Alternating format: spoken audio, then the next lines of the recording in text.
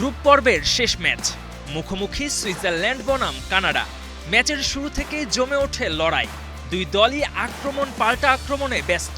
11 মিনিটে ব্রিল এমবুলোর সামনে দারুণ সুযোগ, কিন্তু কানাডার গোলরক্ষক ম্যাক্সিম ক্রেপোর অসাধারণ সেভ। ফিরতি বলে ইয়োহান মানজাম্বির চেষ্টা, তবে রক্ষণভাগের বাধা পেরোতে পারলেন না। এক্সপার্ট ইঞ্জিনিয়ারদের দক্ষ হাতে দেশের মানুষকে প্রতিদিন সুরক্ষিত রাখার প্রত্যয় নিয়ে এলো সেফ সার্কিট ব্রেকার। সময় গড়ানোর সঙ্গে সঙ্গে ম্যাচের গতি বাড়তে থাকে, দুই দলই তৈরি করে সুযোগ, কিন্তু গোল নামক সোনার হরিণই যেন আসছিল না।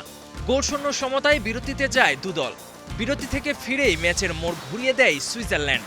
বক্সের মাঝখান থেকে নেওয়া রুবেন ভার্গাসের নিখুঁত শট খুঁজে নেয় জালের ঠিকানা।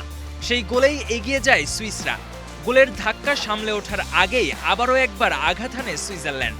57 মিনিটে বক্সের ডান দিক থেকে দুর্দান্ত শটে বল জালে পাঠান ইয়োহান মানজাম্বি। দুই গোলে পিছিয়ে পড়ে ঘুরে দাঁড়ানোর চেষ্টা করে কানাডা।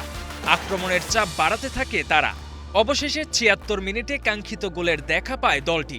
প্রমিস ডেভিডের নিখুঁত ফিনিশিংয়ে ব্যবধান কমে 2-1। প্রাণ ফিরে ম্যাচে।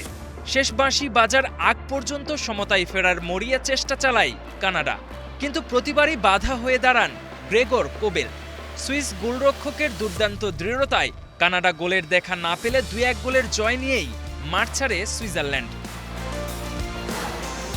একই সময়ে বি গ্রুপের অন্য ম্যাচে কাতারকে 3-1 গোলে হারায় বসনিয়া ও Herzegovina.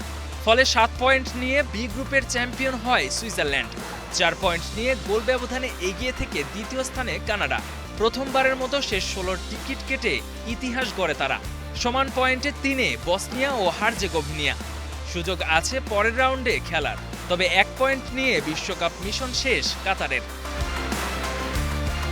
KM Sony, star play.